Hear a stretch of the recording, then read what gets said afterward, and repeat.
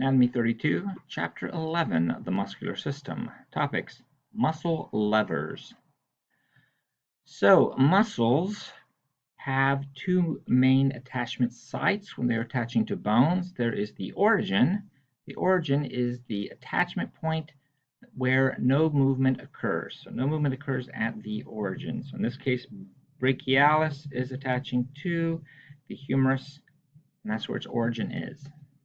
The insertion crosses at least one joint and inserts into a bone, in this case the ulna, and that is where movement does occur. So brachialis helps in flexing the elbow by pulling on the ulna.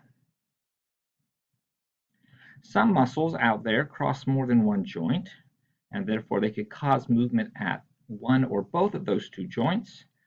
Some muscles are capable of reverse muscle action, reversing what is the origin and what is the insertion.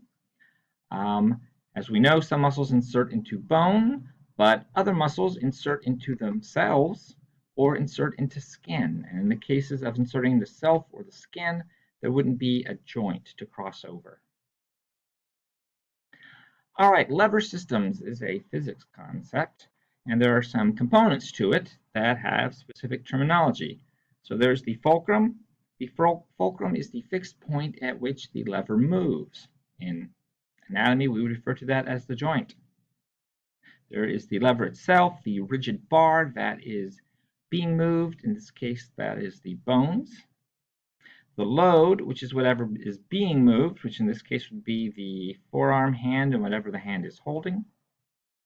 And then the effort is the force that is in the opposing direction of the load. So the force, in this case, being generated by the muscle, specifically biceps brachii, which would be pulling in the opposite direction that the load is. So the concept of mechanical advantage is where the load is closer to the fulcrum than the effort. And so overall effort, less effort is required. This is usually what a person wants with a lever system, less effort into moving the load. A mechanical disadvantage, the load is further away from the fulcrum than the effort. And when that happens, it actually requires more effort, more force to move the same amount of weight. So again, normally people are looking to get a mechanical advantage.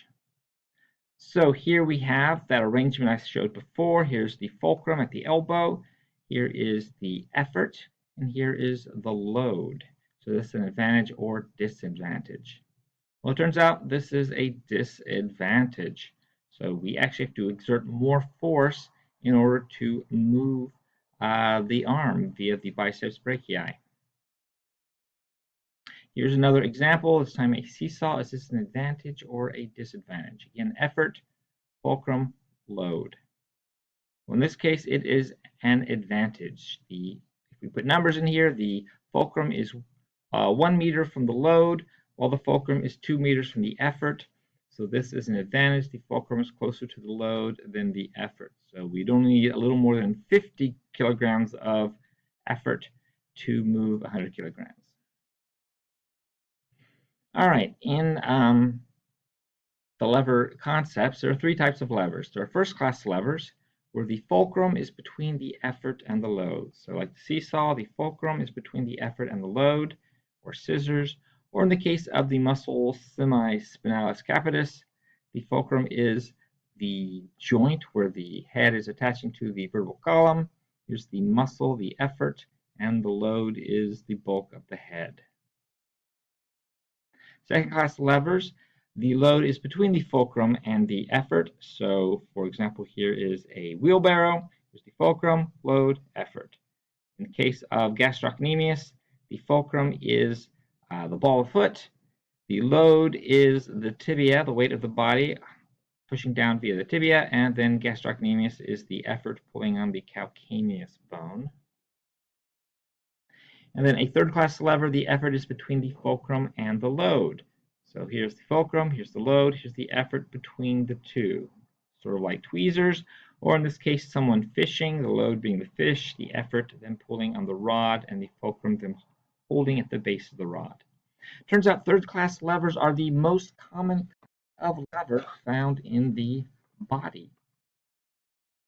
So this is kind of odd because, as I mentioned before, third-class levers are disadvantaged. And why would we want most of our muscles to be functioning at a disadvantage? Why do we want them to have to put in more force to move a certain weight when a different arrangement would make it easier?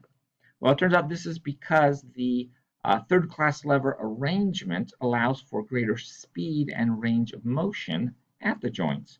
So it actually has these other advantages that makes it worth being the most common in our body. Now, there are second-class levers, as we saw, and they are always an advantage. And then, of course, there are some first-class levers where it varies whether it's an advantage or not, depending on whether the fulcrum's closer to the effort or closer to the load. And that is it for this concept.